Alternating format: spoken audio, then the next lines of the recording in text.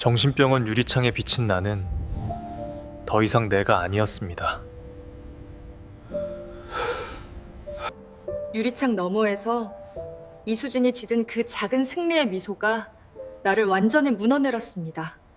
서재 이지은이 그녀의 팔을 끼고 조롱하듯 손을 흔들 때 나는 처음으로 진짜 절맞을 느꼈습니다. 법원이 내게 내린 망상에 의한 자해라는 판결은 존재 자체를 지워버리는 사형 선고와 같았습니다. 내가 마지막까지 지키려 했던 초콜릿은 증거마저 그들의 완벽한 침묵 속에서 무너져 내렸으다. 처제 이지은이 나에게 생일 선물이라며 직접 만든 수제 초콜릿 한 상자를 보냈다. 사건의 발단은 바로 그 다음날 걸려온 전화 한 통이었다. 형부, 어제 보낸 초콜릿 맛은 어떠셨어요? 나는 수화기를 든 채 입가에 옅은 미소를 띠며 대답했다. 아, 그거 처제네 애들한테 줬어. 애들이 단 거라면 사족을 못 쓰잖아.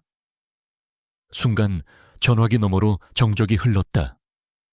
숨소리조차 들리지 않는 찰나의 침묵. 이내 날카로운 비명이 고막을 찢을 듯 터져 나왔다. 뭐라고요? 형부, 지금 뭐라고 하셨어요? 그녀의 목소리는 사시나무 떨듯 떨리고 있었고 호흡은 거칠게 끊어졌다. 나는 그 순간을 똑똑히 기억한다. 화요일은 판교 우리 집에서 가장 고요하고 적막한 날이기 때문이다. 아내 이수진은 대학병원 당직 때문에 늦게 들어오는 날이었고 나는 텅 빈 거실에 홀로 앉아 식어빠진 아침 커피 냄새를 맡고 있었다. 아일랜드 식탁 위에 덩그러니 놓인 머그잔, 그 가장자리에 찍힌 수진이의 립스틱 자국. 나는 차갑게 식어버린 그 집의 공기를 지난 7년간 부부라기보다는 서로 너무 지쳐 대사조차 맞추기 싫어하는 삼류 연극의 파트너처럼 변해버린 우리 관계의 침묵을 사랑하는 법을 배웠었다. 초인종이 울린 건 정확히 오후 4시 47분이었다. 시간을 정확히 기억하는 이유는 내가 위스키 한 잔을 따라 마셔도 알코올 이존증 환자처럼 보이지 않을 합리적인 시간이 언제일지 시계를 뚫어지라 쳐다보고 있었기 때문이다. 문을 열었을 때 사람은 없었다. 현관 매트 위에 놓인 크림색 포장 상자 하나, 세이지 그린색 리본이 정성스럽게 묶여 있었다. 백화점 식품관에서도 꽤 비싼 값을 치러야 해줄 법한 신경 썼음을 온몸으로 보여주는 리본이었다. 상자는 묵직했다. 리본 밑에는 작은 카드가 꽂혀 있었다. 사랑을 담아 형부의 생일을 축하하며 지은 올림. 아내의 여동생 이지은. 나는 상자를 식탁 위에 올려두고 한참을 노려봤다. 오후의 햇살이 블라인드 틈으로 비스듬히 들어와 공기 중에 먼지를 비췄다. 마치 이 기묘한 순간의 목격자들처럼 먼지들이 춤을 췄다. 뭔가 이상했다. 잘못됐다기보다는 지나치게 자기적인 느낌. 지은이에 대해 설명하자면 그녀는 33, 수진이보다 4살 어리지만 성격은 정반대였다. 수진이가 냉철하고 이성적인 의사라면 지은이는 요가 강사이자 자유로운 영혼이었다. 감정이 투명하게 얼굴에 드러나는 여자. 그녀는 23의 최민혁이라는 남자와 결혼했다. 여의도 증권가에서 일하며 야망을 마치 값비싼 향수처럼 두르고 다니는 남자였다. 그들에겐 아이가 셋이나 있었다. 지아, 그리고 쌍둥이 준호와 윤서. 가족 모임 때마다 그 집 아이들은 끈적한 손으로 내 옷을 잡아당기며 소란을 피웠고 나는 그 모습을 보며 아이 없는 내 삶에 안도하면서도 동시에 기묘한 우울감을 느끼곤 했다. 지은이는 늘 내게 친절했다. 내가 좋아하는 커피 취향, 읽고 싶다고 지나가듯 말했던 책 제목, 고수를 싫어한다는 사소한 식성까지 기억했다. 장모님이 밥상머리에서 우리 부부의 2세 소식을 두고 잔소리를 퍼부을 때면 지은이는 식탁 건너편에서 형부, 힘든 거 알아요 라고 말하는 듯한 동정 어린 눈빛을 보내곤 했다. 하지만 우리는 결코 가깝지 않았다. 명절에나 덕담을 주고받는 딱 처제와 형부 사이에 예의 바른 궤도만을 돌 뿐이었다. 그런 그녀가 생일에 직접 만든 초콜릿을 보냈다. 뜬금없었다. 리본을 풀었다. 비단이 스르륵 풀리는 소리가 뱀이 기어가는 소리 같았다. 뚜껑을 열자 씁쓸한 다크 초콜릿 향과 함께 묘한 꽃향기, 그리고 짭조름한 바다 소금 냄새가 확 풍겼다. 16개의 초콜릿이 예술 작품처럼 정렬되어 있었다. 금박을 입힌 기하학적 무늬, 결정화된 식용꽃, 작은 책 모양까지. 마트에서 파는 물건이 아니었다. 누군가 템퍼링부터 조각까지 몇 시간은 공들여 만든 물건이었다. 그때 핸드폰이 진동했다. 수진이의 문자였다. 오늘 늦어. 기다리지 말고 자. 매주 화요일마다 오는 지난 6개월간 토시 하나 틀리지 않고 도착한 기계적인 문자. 나는 초콜릿 뚜껑을 덮었다. 그리고 지금도 설명할 수 없는 어떤 본능에 이끌려 냉장고로 걸어가 서울우유 팩 뒤 깊숙한 곳에 상자를 숨겼다. 먹지 않았다. 그날 밤 나는 한숨도 자지 못했다. 자정이 넘어 들어온 아내에게서는 병원 소독약 냄새와 함께 낯선 남자의 코롱 향기가 섞여났다. 나는 그 냄새를 맡으며 눈을 감고 지은이의 정성스러운 송글씨와 그 초콜릿의 자규적인 완벽함을 떠올렸다. 새벽 2시, 나는 다시 냉장고를 열어 그 차가운 백색 조명 아래서 초콜릿을 노려봤다. 너무 아름다워서 오히려 독이 든 사과처럼 느껴지는 그것들. 지은이네 아이들은 단 것이라면 환장했다. 하지만 지은이는 아이들의 당 섭취를 엄격히 제한하려 했고, 남편 최민혁은 젤리와 초콜릿을 사다 나르며 아빠 노릇을 하려 했다. 그 미묘한 가정 내 권력 다툼을 나는 알고 있었다. 다음 날 수요일 아침, 수진이는 학회에 참석차 강남 인터컨티넨탈 호텔로 간다며 일찍 나갔다. 금요일까지 돌아오지 않을 거라고 했다. 내 뺨에 한 그녀의 키스는 애정이라기보다 근육기억에 의한 습관 같았다. 수진이가 나가자마자 나는 재택근무의 이점을 살려 움직이기로 했다. 점심 무렵 나는 차를 몰고 용인 죽전에 있는 지은이네 타운하우스로 향했다. 그 동네는 여유를 가장하기 위해 필사적인 곳이었다. 잔디는 기계적으로 깎여 있었고 차고마다 제네시스, GV80 같은 고급 SUV가 주차되어 있었다.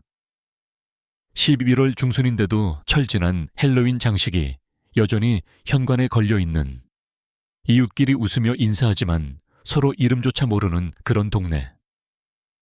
초인종을 누르자 요가 복장에 페인트가 묻은 맨투맨 티셔츠를 입은 지은이가 나왔다.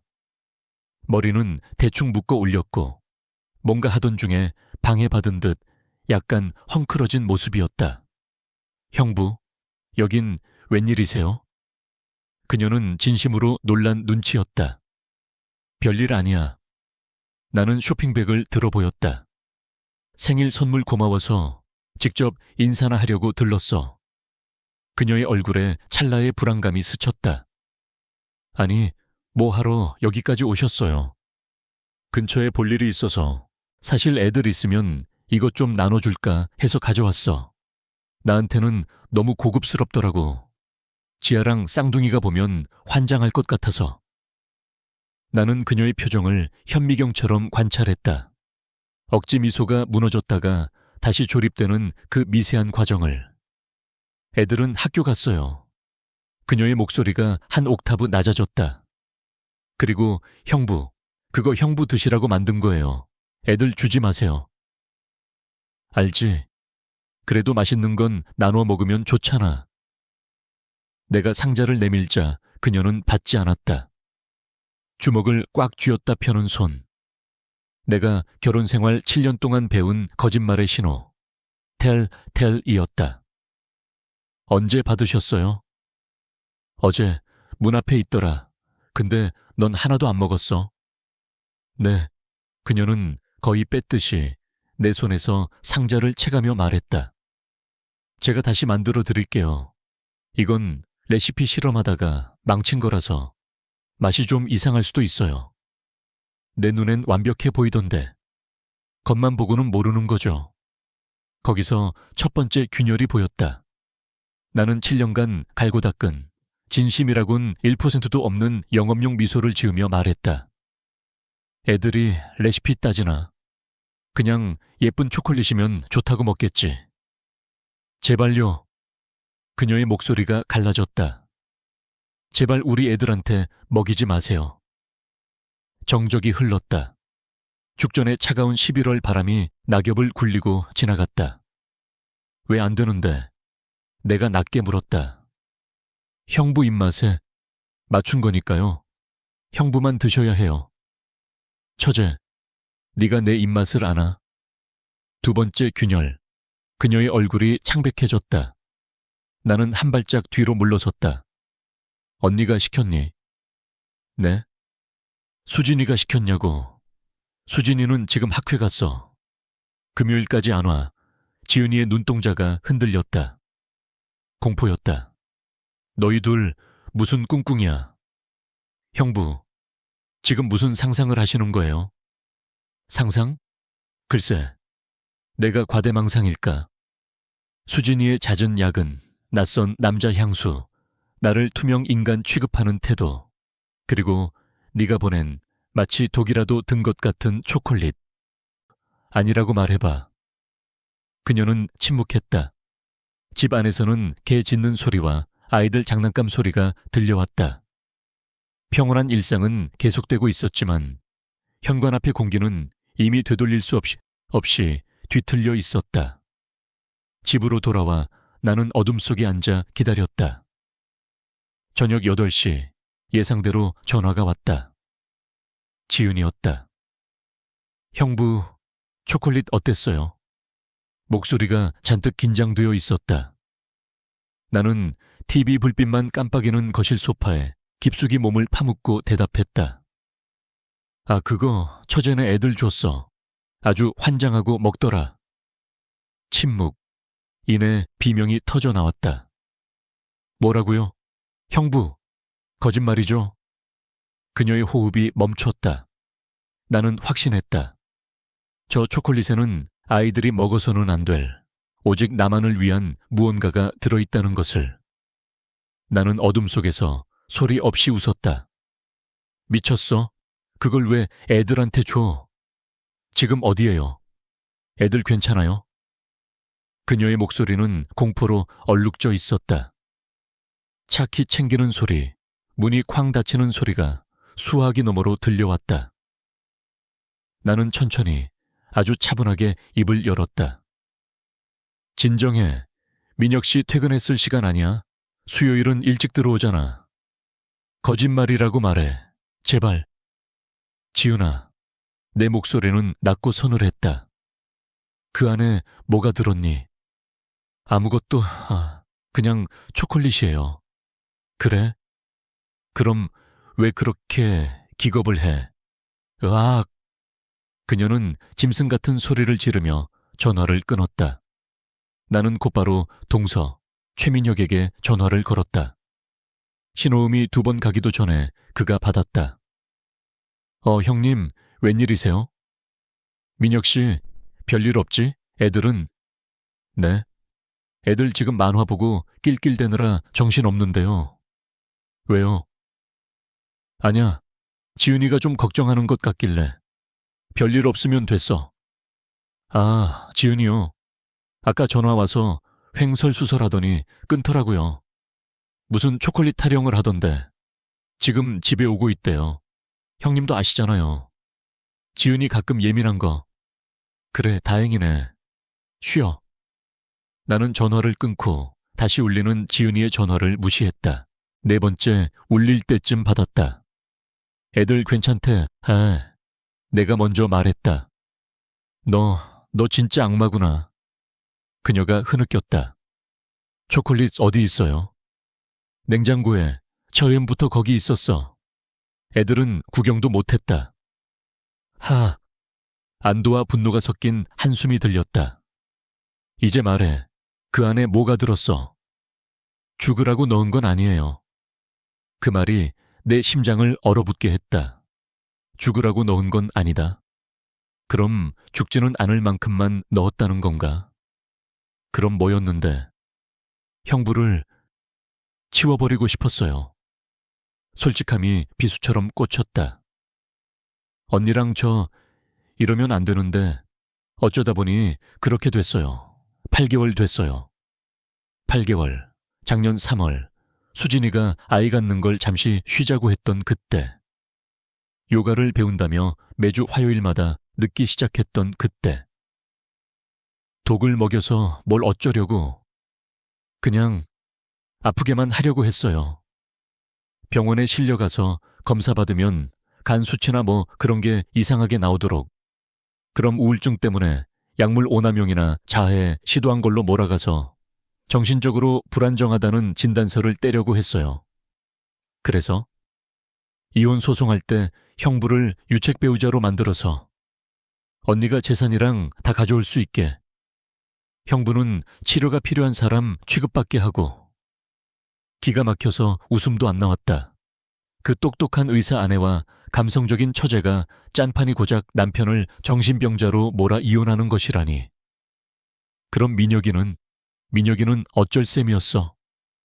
민혁이한테는 비밀로 하고, 시간 좀 지나면 저도 이혼하고 나중에 언니랑 합칠 생각이었어요. 민혁이가 알면 죽어 나자빠지겠지만 나는 인생 좀 망가져도 된다는 거네. 형부 인생은 이미 망가졌잖아요. 눈치 못 챘을 뿐이지. 그 말이 뼈를 때렸다. 나는 아무 말 없이 전화를 끊었다. 거실은 다시 고요해졌다. 나는 노트북을 열었다. 일할 시간이었다. 내 삶을 파괴하려던 여자들에게 진짜 파괴가 무엇인지 보여줄 증거를 수집할 시간이었다. 나는 냉동실에 보관해둔 책 모양의 초콜릿 하나를 꺼내 지퍼백에 담았다. 그리고 타임라인이라는 이름의 새 폴더를 만들었다. 이제부터 시작이었다. 네, 8개월이요. 거의 9개월 다 되어가네요. 나는 머릿속으로 빠르게 계산기를 두드렸다. 8개월 전이면 지난 3월이었다. 3월은 수진이가 내게 2세 계획을 잠시 미루자고 제안했던 시기였다. 그녀는 난임 스트레스가 극에 달하해 건강을 해치고 있다며 자연스럽게 생기길 기다리며 좀 쉬어가자고 했었다. 내가 그 제안에 동의했을 때 그녀가 지었던 그 안도하는 표정. 3월은 수진이가 매주 화요일 저녁마다 지은이와 함께 요가를 다니기 시작한 때였다. 땀에 젖은 채 상기된 얼굴로 넘치는 에너지를 주체하지 못하며 돌아오던 아내의 모습. 나는 그게 운동 덕분이라고 믿었다. 순진에 빠진 놈처럼. 그리고 3월은 내가 손님방, 게스트룸에서 잠을 자기 시작한 때이기도 했다. 처음엔 서로의 수면질을 위해 잠시 떨어져 자는 거라고, 곧 안방으로 돌아갈 거라고 스스로를 속였다. 하지만 그 잠시는 영원히 되었다. 민혁이는, 내 목소리가 떨렸다. 민혁이는 이 사실을 절대 알면 안 되겠네. 알게 되면 아이들을 데려갈 테고 그 친구 인생은 박살이 날 테니까. 하지만 내 인생을 박살내는 건 괜찮고 형부 인생은 이미 박살나 있었어요. 본인만 몰랐을 뿐이지. 수화기 넘어 지은이의 목소리는 부드럽다 못해 잔인할 정도로 차분했다. 그 말은 어떤 거짓말보다 더 아프게 내 명치를 때렸다. 초콜릿, 내가 물었다. 그걸로 대체 뭘 하려던 거야? 그녀가 한숨을 쉬었다. 아프게 하는 거요. 죽을 만큼은 아니고 응급실에 실려갈 정도로만. 병원에서 피 검사하고 이것저것 검사하면 뭐가 나오겠어요? 간 수치 급등, 만성 중독 징후들. 급성은 아니지만 의사가 고개를 갸웃거릴 만큼의 수치. 그럼 의사들은 묻겠죠. 최근 환경이 어땠는지, 무엇에 노출됐는지. 속이 울렁거렸다. 내가 누군가에게 독살당하고 있다고 의심하게 만들려고. 아니요, 형부가 스스로 독을 먹고 있다고 생각하게 만들려던 거예요. 그녀는 마치 남의 얘기를 하듯 담담하게 말을 이었다. 형부, 집 베란다 창고에 있는 페인트 셔너, 싱크대 밑에 처박혀 있는 락스랑 배수구 클리너, 욕실 수납장 구석에 굴러다니는 오래된 수면제들. 시나리오를 짜는 건 어렵지 않아요. 우울증에 빠진 남편, 파탄난 결혼 생활, 자기 관리 실패, 그리고 가정용 독성 물질에 대한 우발적 노출, 혹은 자살 시도. 역겨울 정도로 우아하고 치밀한 계획이었다. 나를 자살 고위험군이나 정신병자로 몰아가려고 했군. 도움이 필요한 사람으로 만들려던 거죠. 정신과적 감정이 필요한 사람. 감정 결과가 나오기까진 시간이 걸리니까요. 그 사이에 언니는 이혼 소송을 제기하고 형부의 정신 건강 문제를 사유로 들면 법원은 누구 편을 들겠어요. 자기도 못 돌보는 불안정한 사람에게 재산을 나눠주거나 양육권을 줄 판사는 없어요. 나는 소파에 무거워진 몸을 기댔다. 다리에 힘이 풀렸다. 이건 수진이의 머리에서 나온 계획이었다. 의학적 지식과 법적 허점을 교묘히 이용한 우리의, 아니 그녀들의 계획. 하지만 수진이는 직접 손을 더럽힐 수 없었다. 그래서 처제인 지은이를 끌어들인 것이다. 다정하고 사려 깊은 처제가 보낸 생일 선물. 내가 그 초콜릿을 먹고 쓰러졌을 때 증거는 이미 내 위장 속에서 사라졌을 테고 남은 건 내 집안에 굴러다니는 생활용품들 뿐이었을 테니까. 내가 어떻게 할 것 같아? 마침내 그녀가 물었다. 울음 섞인 목소리였다. 나는 아무 말 없이 전화를 끊었다. 집안은 완벽한 정적에 잠겼다. 모든 것이 변하기 직전에 폭풍전야 같은 고요함.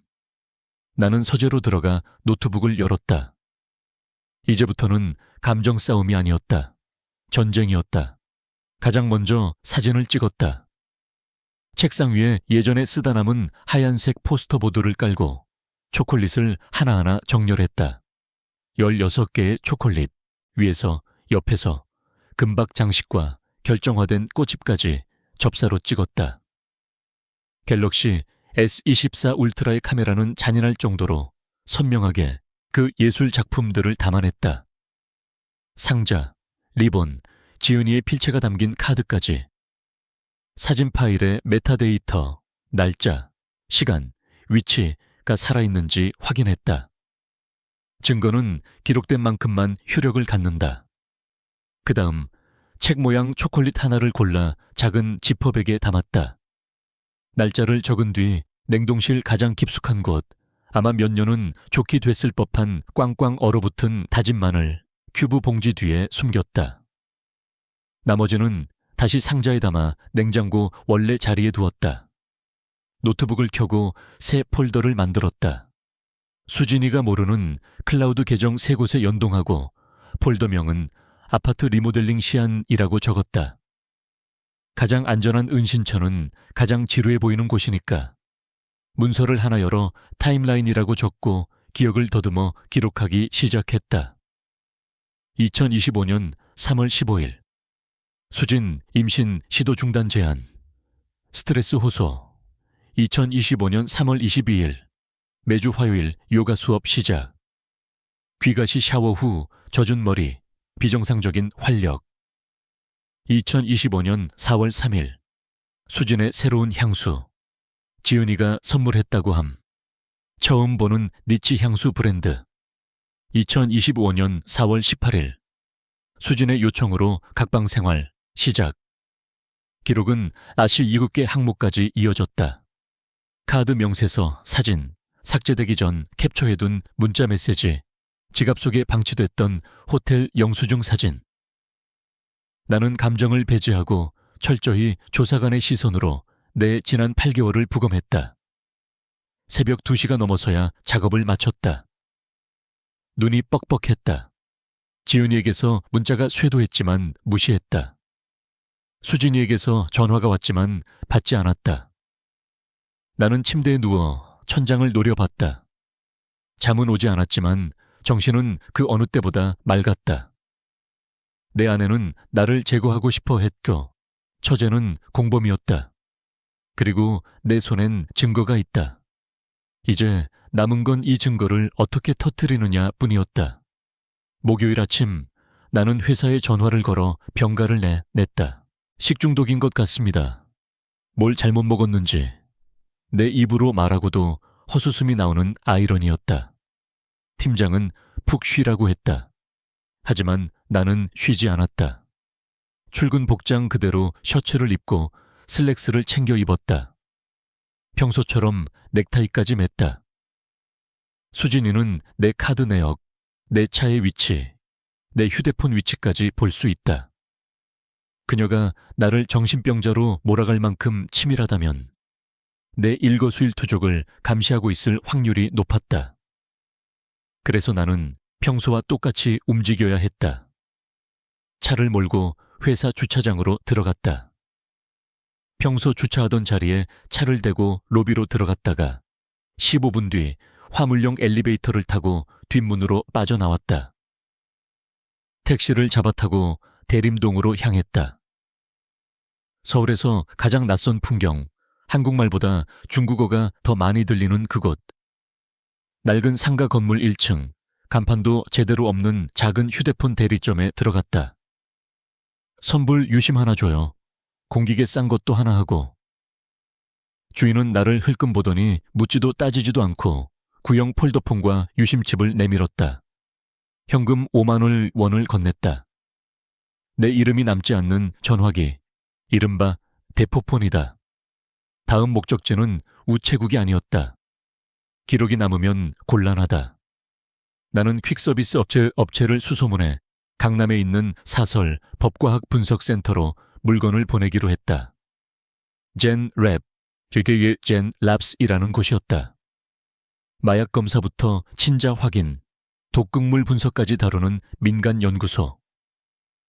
웹사이트에는 법적 효력이 있는 감정서 발급, 철저한 비밀 보장이라는 문구가 박혀 있었다. 새로 산 대포폰으로 연구소에 전화를 걸었다. 김 실장이라는 여자가 전화를 받았다. 목소리에서 수많은 치정극과 기업 비밀을 다뤄본 프로의 냄새가 났다.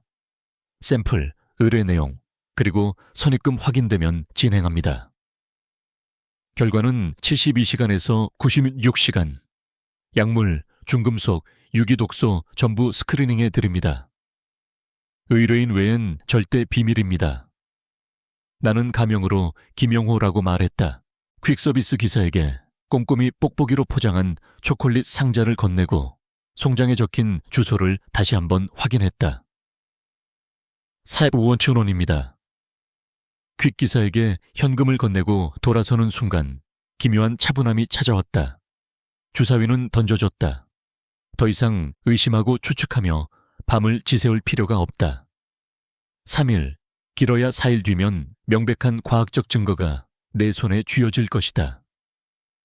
만약 초콜릿이 깨끗하다면, 그럼 나는 의처증 환자로 정신과에 제 발로 걸어 들어가면 된다.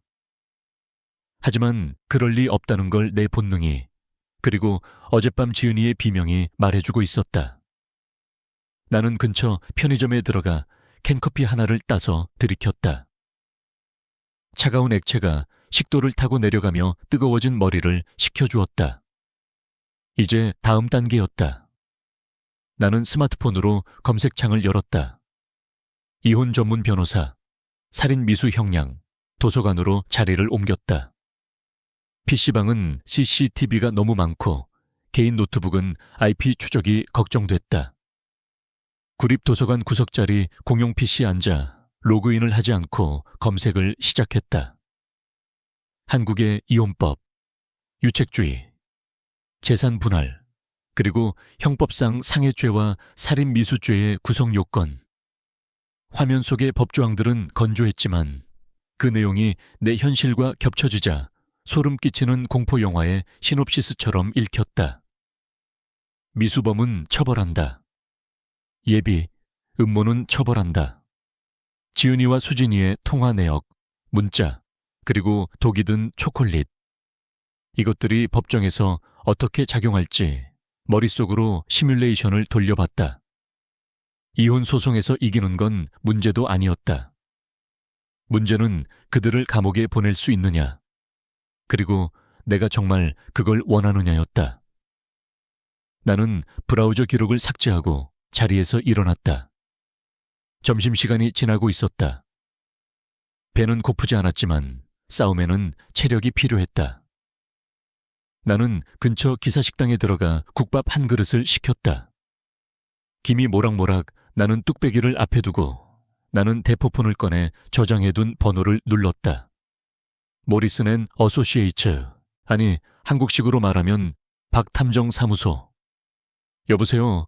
상담 좀 의뢰하고 싶습니다. 배우자 외도 조사, 그리고 신변 보호 관련해서요. 수화기 너머로 중년 남자의 묵직한 목소리가 들려왔다. 방문 가능하십니까? 아니면 외부 미팅? 외부가 좋겠습니다. 제 아내가. 의사라 보는 눈이 좀 많습니다. 알겠습니다. 1시간 뒤 강남구청역 3번. 출구 근처 카페에서 뵙죠. 전화를 끊고 깍두기를 한 입 베어 물었다. 아삭하는 소리와 함께 입안에 매운맛이 퍼졌다. 7년의 결혼 생활이, 그 믿음이 이 국밥 한 그릇보다 못한 현실이 되어버렸다. 나는 국물을 들이키며 다짐했다. 수진아, 네가 원하던 게 이거라면 제대로 보여줄게. 네가 짠 시나리오의 결말을 내가 어떻게 바꾸는지. 47,500원입니다. 편의점 택배 접수처 직원의 건조한 목소리가 들렸다. 나는 현금으로 지불했다. 카드 기록을 남길 수는 없으니까. 다음 목적지는 구립도서관이었다. 길 건너 공영 주차장에 차를 대고 주차 요금 역시 현금으로 정산했다. 목요일 오전 10시 30분, 도서관 열람실은 한산했다. 잡지를 뒤적이는 노부인 한 명과 창가 쪽 소파에서 입을 벌리고 자는 노숙자 한 명뿐. 나는 CCTV 사각지대인 구석진 자리에 있는 공용 PC 전원을 켰다. 몇 년 전 만들어두고 거의 쓰지 않았던 도서관 회원 아이디로 로그인을 했다. 검색을 시작했다. 첫 번째 키워드는 이혼소송. 한국은 유책주의를 채택하고 있다. 즉, 바람을 피운 유책 배우자인 수진이는 원칙적으로 내게 이혼을 청구할 수 없다. 하지만 재산 분할은 별개의 문제다. 만약 그녀의 계획대로 내가 정신적으로 불안정하고 자해의 위험이 있는 사람으로 판명된다면 법원은 나를 금치산재 준하는 상태로 볼 수도 있고 양육권은커녕 재산 관리 능력조차 없다고 판단할 수 있다. 수진이는 철저한 계획형 인간이다. 그녀는 이미 거기까지 계산했을 것이다. 다음은 형법, 상해치사, 살인미수, 검색 결과들이 모니터에 뜨자 등골이 서늘해졌다. 독극물을 먹이지 않았더라도 실행에 착수가 인정되고 예비 음모 단계가 증명되면 처벌받을 수 있다. 관건은 고의성 입증이었다.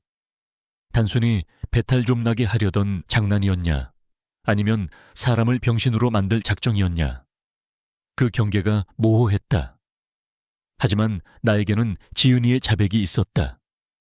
녹음하진 못했지만 그녀는 분명히 말했다. 나를 치워버리고 싶었다고. 나는 브라우저 기록을 삭제하고 PC방으로 자리를 옮겼다. 이번엔 전문가가 필요했다. 구글링 끝에 서초동에 있는 박탐정 사무소를 찾았다.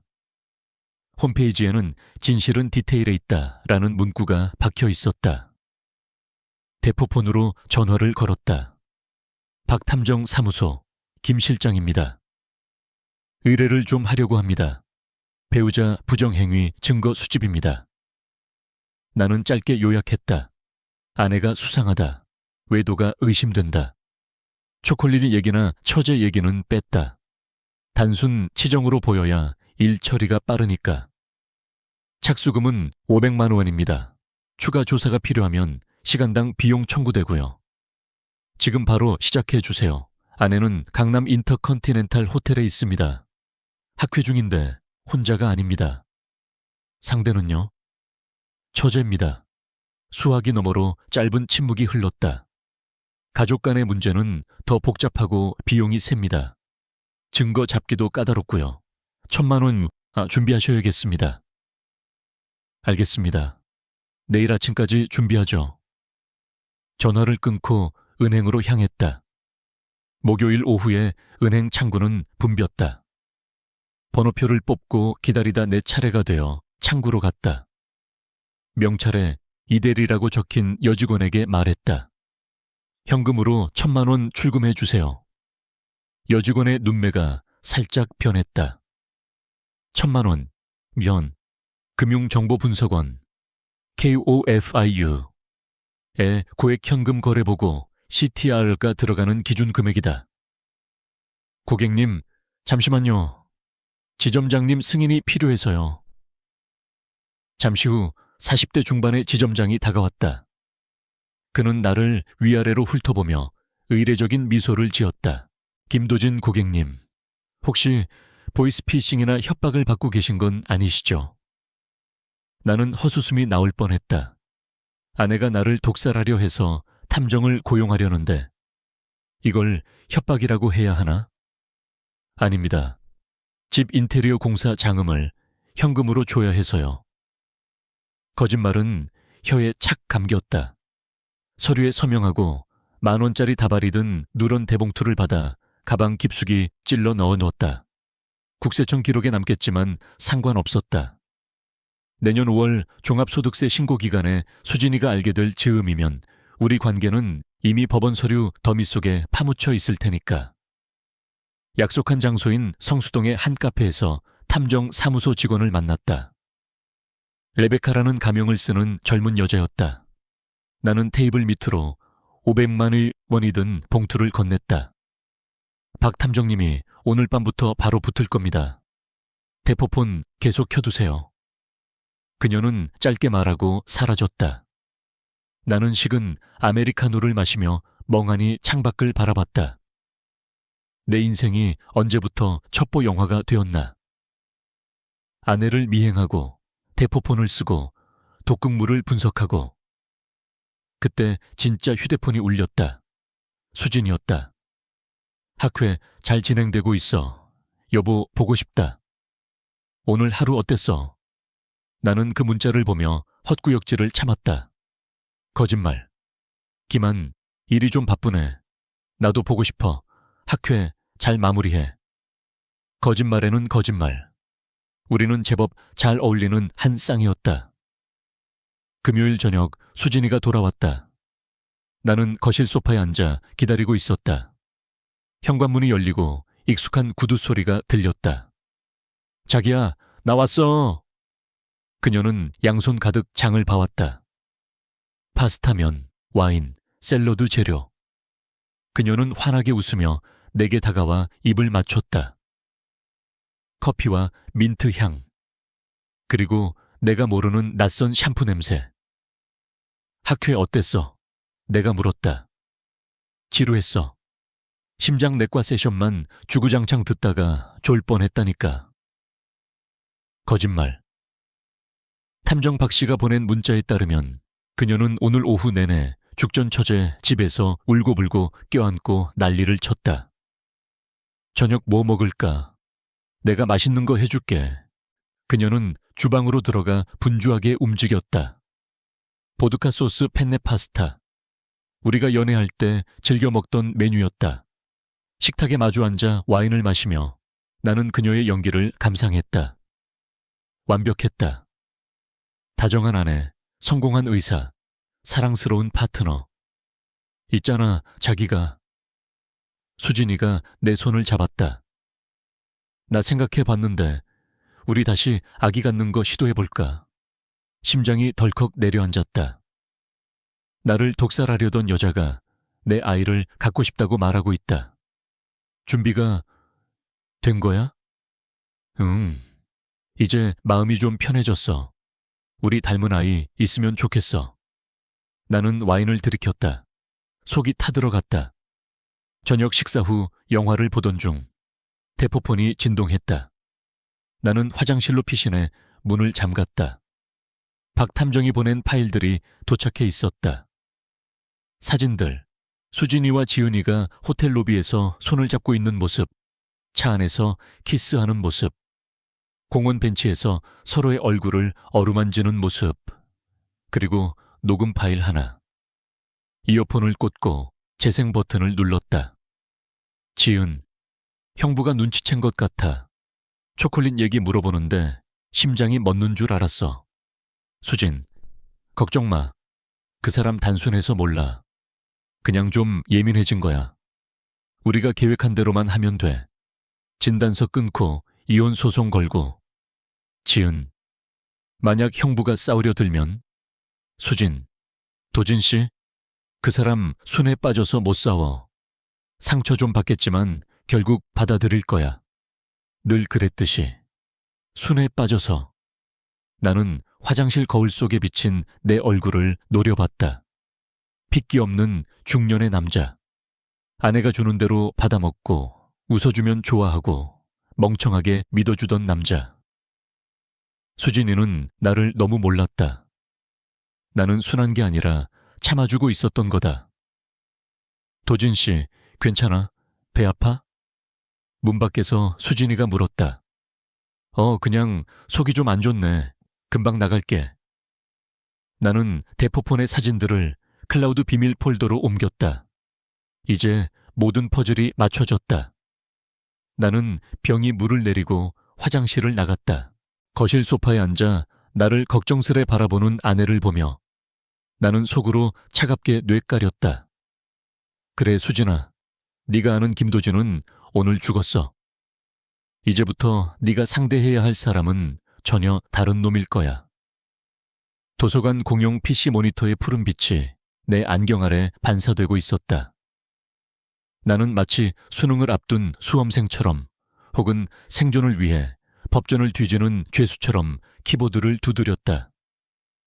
검색어는 이혼 소송 재산 분할, 유책 배우자, 그리고 살인 미수.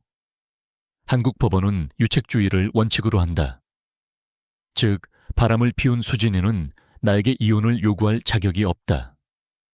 하지만 그녀의 계획은 훨씬 더 악랄했다. 나를 정신적 문제가 있는 남편으로 만들어 이혼의 귀책 사유를 내게 뒤집어 씌우는 것. 만약 병원에서 내 혈액에서 약물 오남용의 흔적이 발견되고 집안 곳곳에서 연출된 자살 시도의 정황이 나온다면 판사는 나를 가정을 지킬 능력이 없는 가장으로 판단할 것이다. 재산 분할은커녕 나는 내 인생의 존엄성마저 잃게 될 터였다. 나는 형법 제250조와 254조를 띄웠다. 살인미수, 형량은 사형, 무기 또는 5년 이상의 징역. 지은이와 수진이의 행위는 미필적 고의에 의한 살인미수 혹은 특수상해에 해당할 수 있었다. 죽일 의도는 없었다고 판사 앞에서 그 변명이 통할지는 두고 볼 일이었다. 하지만 입증은 까다로웠다. 결정적인 한 방이 필요했다. 금요일 저녁 집으로 돌아온 나는 연기를 시작했다. 7년의 결혼 생활 동안 나는 꽤 괜찮은 관객이었지만 이제는 배우가 되어야 했다. 왔어? 수진이는 아무 일도 없었다는 듯, 아니 평소보다 더 사랑스러운 얼굴로 로제 파스타를 만들고 있었다. 식탁 위엔 촛불이 켜져 있었고 스피커에선 재즈가 흘러나왔다. 완벽한 신혼의 식탁. 그 위선적인 풍경에 구역질이 올라왔다. 자기야. 그녀가 내 손을 잡으며 말했다. 나 생각해봤는데 우리 다시 아이 갖는 거 노력해보자. 내 심장이 차갑게 식었다. 나를 독살하려던 여자가 내 아이를 갖고 싶다고 말한다. 이 얼마나 소름 끼치는 블랙 코미디인가. 나는 와인잔을 꽉 쥐며 겨우 대답했다. 생각 좀 해보자. 그날 밤 나는 화장실 문을 잠그고 욕조 턱에 앉아 박탐정이 보내준 녹음 파일을 들었다. 수진, 그 사람 순에 빠져서 싸우지도 못해. 그냥 좀 상처받고 말 거야. 늘 그랬듯이. 이어폰 너머로 들리는 아내의 목소리. 나를 순에 빠진 놈으로 규정하는 그 오만함. 그 말이 내 안에 어떤 스위치를 켰다. 그래, 나는 평화주의자였지. 갈등을 피하고 져주고 맞춰주는 남편. 하지만 수진아, 너는 하나를 간과했어. 순한 개가 한번 물면 절대 놓지 않는다는 걸. 토요일 오후 내 대포폰이 울렸다. 저장되지 않은 번호. 김도진 씨 되십니까? 여기 젠랩스입니다. 네, 결과 나왔습니까? 네, 리포트는 메일로 보내드렸습니다만. 김 선생님, 한 가지 말씀드릴 게 있습니다. 검출된 성분과 농도가, 이건 단순한 식품 오염으로 보기 힘듭니다.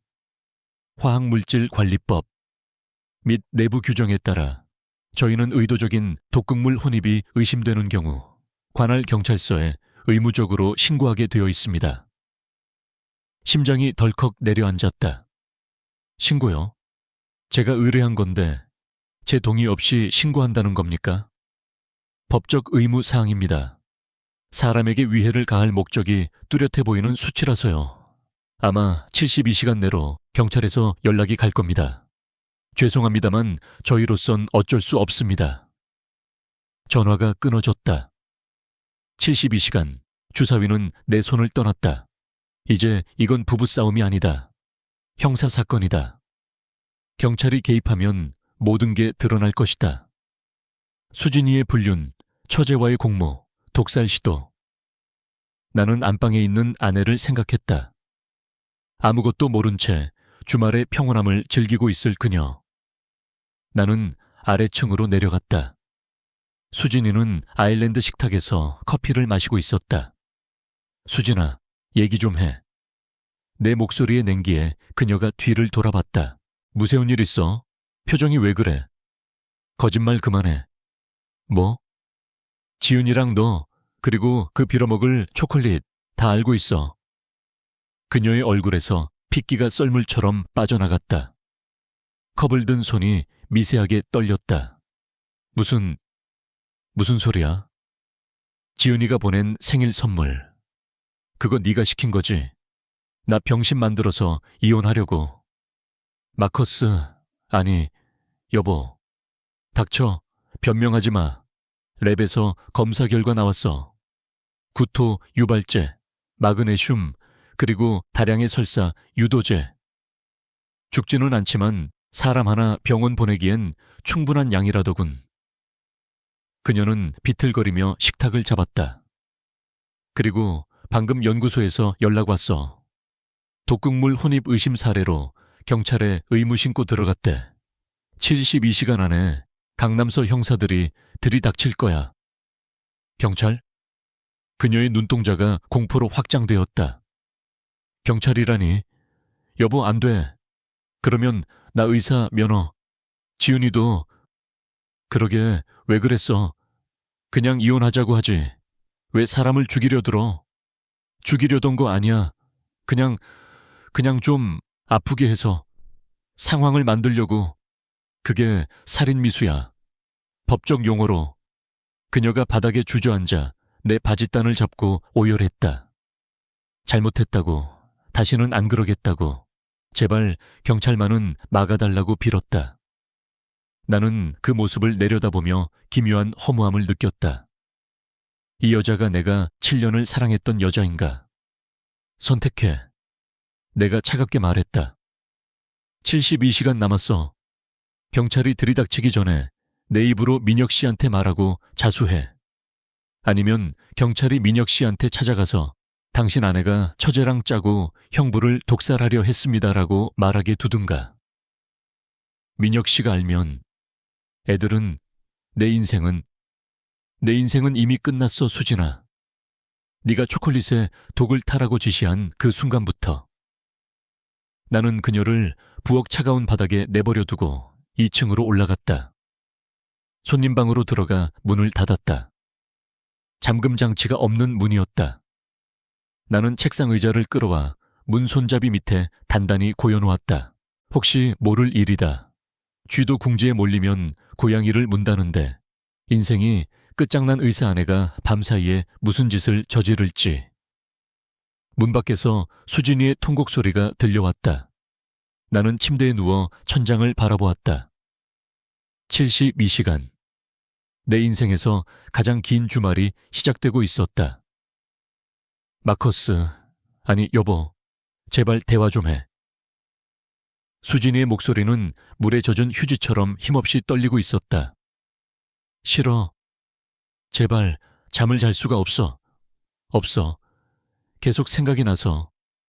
저리 비켜, 수진아. 침묵. 이내 그녀가 내 등 뒤에 대고 속삭였다. 사랑해. 지금 당장은 안 믿기겠지만 정말이야. 한 번도 당신 사랑하지 않은 적 없어.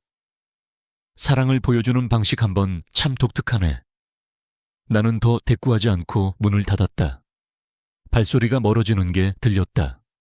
나는 어둠 속에서 천장을 노려보며 생각했다. 랩의 분석 보고서, 다가오는 경찰, 그리고 내가 아직 내리지 못한 선택. 나는 그녀를 보호할 수 있었다. 경찰에게 초콜릿을 버려서 없다고, 누가 보냈는지도 모르고 처벌도 원치 않는다고 거짓말할 수 있었다. 그러면 수진이와 지은이는 살인 미수라는 꼬리표를 떼고 빠져나갈지도 모른다. 반대로 진실을 말할 수도 있었다. 정의가 구현되게 두고 내 아내가 자신의 업보를 치르는 꼴을 지켜볼 수도 있었다. 결정할 시간은 월요일 아침까지였다. 72시간. 하지만 그 전에 나는 이 지옥 같은 일요일부터 버텨야 했다. 일요일 아침은 비와 함께 시작됐다. 창문을 때리는 빗소리가 규칙적이고 집요했다. 커튼 사이로 회색빛이 스며들었다.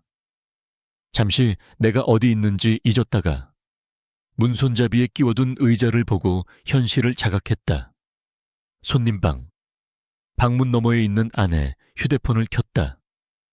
부재중 전화 17통, 지은이 12통, 장모님 3통, 그리고 최민혁 2통. 민혁이. 나는 얻어맞은 것처럼 온몸이 쑤시는 것을 느끼며 일어났다. 의자를 치우고 조심스럽게 문을 열었다. 복도는 비어 있었다. 아래층에서 커피 머신 돌아가는 소리가 들렸다. 샤워를 하고 옷을 입었다. 마치 전투에 나가는 군인처럼 마음을 다잡고 주방으로 내려갔다. 수진이는 어제 그 옷 그대로 식탁에 앉아 있었다. 한숨도 못 잔 얼굴이었다. 그녀 앞에는 머그잔 2개가 놓여 있었다. 하나는 비어 있고 하나는 김이 모락모락 나는 채로 손도 대지 않은 상태였다. 그거 당신 거야. 그녀가 눈짓했다. 내가 멈칫하자 그녀가 씁쓸하게 웃었다. 독 안 탔어. 어떻게 하냐고. 한 번 실패했는데 경찰이 오기 직전에 또 시도할 만큼 멍청하진 않으니까. 나는 대답 없이 찬장에서 3컵을 꺼내 내 손으로 커피를 내렸다. 그녀가 그 모습을 물끄러미 지켜봤다. 결정했어. 내가 물었다. 뭘? 민혁 씨한테 말하는 거. 그리고 자수하는 거. 그녀가 2 손으로 머그잔을 감싸 쥐었다. 어젯밤에 지은이랑 3시간 넘게 통화했어. 걔 지금 공황 상태야. 완전히 무너졌어. 민혁 씨한테 다 털어놓고 끝내고 싶어 해. 그래서 내가 기다리라고 했어. 왜? 아직 방법이 있을 거라고 믿고 싶어서. 모두가 파멸하지 않는 방법이. 그런 방법은 없어. 모르잖아. 당신이 경찰한테 거짓말을 해준다면 그냥 당신이 과민 반응했던 거라고, 초콜릿은 멀쩡했다고 해준다면. 수진아, 랩에서 이미 신고가 들어갔다니까. 기록이 남았다고. 그녀가 벌떡 일어나 창가로 서성거렸다. 뭔가 방법이 있을 거야. 고칠 수 있을 거라고. 못 고쳐. 이미 박살났어. 나는 커피잔을 내려놓았다. 오늘 민혁 씨한테 말해. 다른 사람 입에서 듣기 전에. 그리고 이혼 소송 준비하고 경찰 조사에 협조해. 자백하면 검사가 정상 참작이라도 해주겠지. 지은이도 마찬가지야. 책임지고 벌 받아. 민혁 씨가 애들을 데려갈 거야. 평생 못 보게 할 거라고. 아마 그렇겠지. 불륜 때문에 가정을 폭파시켰으면 그 정도 각오는 했어야지. 그녀가 나를 쏘아봤다. 당신은 정말 우리한테 무슨 일이 일어나든 상관없다는 거네. 내가 상관 있는 건 네가 나를 독살하려 했다는 사실이야. 나를 정신병자로 몰아서 내 인생 편하게 살려고 했다는 거. 내가 그 대가를 치르는 너희를 걱정해줘야 해. 아니, 전혀. 그때 내 주머니 속 대포폰이 울렸다. 박탐정이었다. 나는 복도로 나가 전화를 받았다. 네, 박탐정님. 김 선생님, 문제가 생겼습니다. 남편분이 알았습니다. 최민혁 씨요. 심장이 철렁 내려앉았다. 어떻게 말입니까? 오늘 아침에 처제분 핸드폰에서 문자를 봤답니다. 지운다고 지웠는데 복구된 모양이에요. 불륜, 독살 계획 싹 다 봤답니다. 지금 뚜껑 열려서 저한테 전화 왔었어요. 아내 뒷조사 의뢰한다고. 제가 이미 의뢰받은 거니라 안 된다고 했더니 눈치채더군요. 지금 어디랍니까? 댁으로 가고 있습니다. 출발한 지 20분 됐으니 판교댁이면 앞으로 10분, 아니 5분 안에 도착할 겁니다. 조심하십시오. 목소리가 심상치 않았습니다. 전화를 끊고 주방으로 뛰어 들어갔다. 수진이가 희망 어린 눈으로 나를 쳐다봤다. 민혁 씨가 알았어. 그녀의 얼굴에서 핏기가 완전히 사라졌다. 문자를 봤대. 지금 여기로 오고 있어. 오, 하느님, 안 돼. 마커스, 우리 도망가야 해. 숨어야 해. 숨을 데는 없어. 올 것이 온 거야. 초인종이 울렸다. 우리는 얼어붙었다. 다시 한번 길게 울리는 벨소리. 그리고 쾅쾅거리는 소리. 문을 부술 기세였다. 형님, 안에 있는 거 압니다. 문 여세요. 민혁의 목소리였다. 평소에 예의 바르고 젠틀하던 목소리는 온데간데 없고 짐승의 포효 같은 분노만 남아있었다. 어떻게 수진이가 떨면서 내 팔을 잡았다. 당신이 나가봐. 제발. 나는 그녀의 손을 뿌리쳤다. 이건 네가 저지른 일이야. 네가 감당해. 문을 열자 비에 흠뻑 젖은 민혁이 서 있었다. 눈은 충혈되어 있었고 주먹은 덜덜 떨리고 있었다. 그는 나를 밀치고 들어왔다. 나는 혹시 모를 사태를 대비해 그의 뒤를 따랐다. 수진이는 싱크대에 등을 기댄 채 떨고 있었다. 민혁 씨, 입 닥쳐. 내 이름 부르지 마. 민혁이 거칠게 소리쳤다. 사실이야. 내가 본 그 문자들 다 사실이냐고. 대답해. 이지은이랑 당신 8개월 동안 놀아난 거 맞냐고. 네, 맞아요. 민혁이 허탈한 듯 웃음을 터뜨렸다. 그 웃음소리가 비명보다 더 끔찍했다. 8개월, 내가 회사에서 개처럼 일하는 동안 너는 내 와이랑 그리고 형님을 독살하려고 해. 미쳤어. 너 의사잖아. 사람 살리는 의사가 남편한테 독을 먹여? 죽이려던 건 아니었어요. 그냥 병신 만들려고. 야, 이 미친년아. 민혁이 식탁 위에 머그잔을 집어 벽으로 던졌다. 쨍그랑 소리와 함께 파편이 사방으로 튀었다. 수진이는 비명을 지르며 주저앉았다. 너희 둘 다 감옥에 쳐넣을 거야. 의사 면허 박살 내버릴 거라고. 내 아이들 근처엔 얼씬도 못하게 만들 거야. 민혁은 거친 숨을 몰아쉬다 나를 돌아봤다. 분노가 지나간 자리에 깊은 절망이 들어차 있었다. 형님, 죄송합니다. 제 아내가 그리고 처형이 이런 짓을... 제가 면목이 없습니다. 자네 잘못 아니네. 우리 둘 다 속은 거지. 형님, 경찰에 신고하실 거죠? 증거 자료 저한테도 좀 주십시오. 이혼 소송에 필요합니다. 그래, 다 보내주지. 그는 마지막으로 수진이를 노려보며 말했다. 가치가 있었기를 바란다. 이 모든 걸 파괴할 만큼 그 사랑이란 게 대단했기를 빌어. 민혁이 나가고 현관문이 닫혔다. 차가 거칠게 출발하는 소리가 멀어졌다.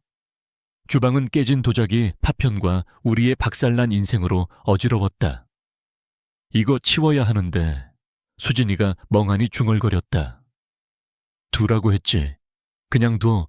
깨진 그대로. 나는 차 키어와 지갑을 챙겼다. 어디가? 몰라. 여기만 아니면 돼. 나는 빗속으로 차를 몰았다. 목적지는 없었다. 그냥 달렸다. 경기도 광주를 지나 양평 쪽 국도로 접어들었다. 3시간을 멍하니 운전하다가 국도변에 허름한 기사식당에 들어갔다. 점심시간이 지났는데도 기사 몇 명이 묵묵히 밥을 먹고 있었다. 나는 먹지도 않을 국밥을 시켜놓고 창밖에 비를 바라봤다. 힘든 날인가 봐요. 식당 아주머니가 물컵을 놓으며 물었다. 그렇네요. 휴대폰을 켰다. 부재중 전화 31통, 문자 40개, 그리고 낯선 번호로 온 문자 하나. 강남경찰서 형사과 강지영 경위입니다. 젠 랩으로부터 독극물 관련 신고를 접수했습니다. 참고인 조사가 필요하니 연락 바랍니다. 공식화되었다. 이제 선택의 여지는 좁아졌다. 협조하느냐, 묵인하느냐. 그때 박 탐정에게 전화가 왔다. 여보세요? 김 선생님, 강 형사한테 연락받으셨죠? 독한 사람입니다. 내일이나 모레 바로 소환할 겁니다. 변호사 대동하셔야 해요. 제가 어제 말씀드린 서초동 한재석 변호사. 지금 연락하십시오. 하기 싫으면요? 그냥 덮고 싶으면요? 선생님, 이건 선생님이 원하고 말고의 문제가 아닙니다.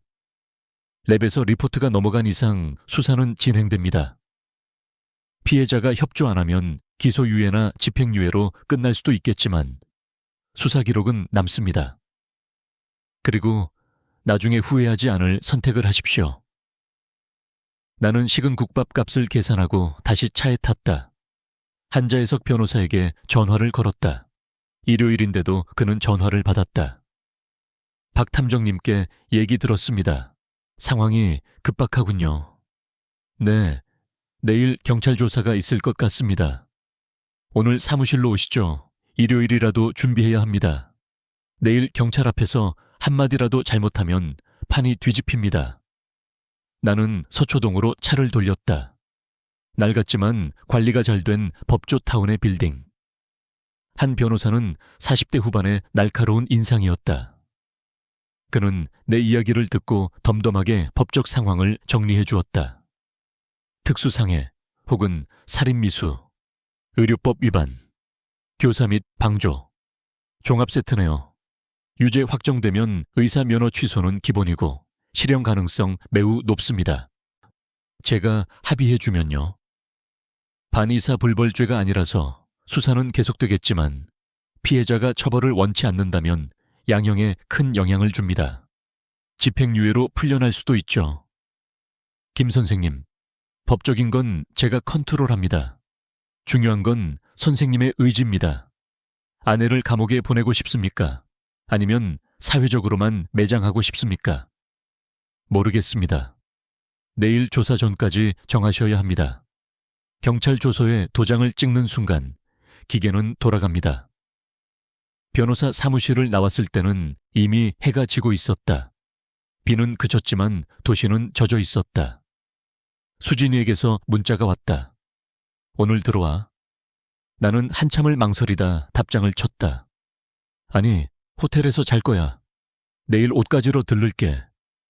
알았어. 경찰에서 연락 왔어. 내일 오후에 오래. 알고 있어. 나 뭐라고 말해야 해. 그 문자 밑에 깔린 진짜 질문이 보였다. 나를 파멸시킬 거야. 나는 답장 대신 휴대폰을 껐다. 강남의 한 비즈니스 호텔에 체크인했다. 낯선 침대, 낯선 천장. 나는 그곳에 누워 내가 원하는 게 정의인지 복수인지 아니면 그저 이 지옥 같은 연극의 커튼콜인지 생각하다 잠이 들었다. 꿈속에서 초콜릿이 검은 피처럼 녹아내리고 있었다.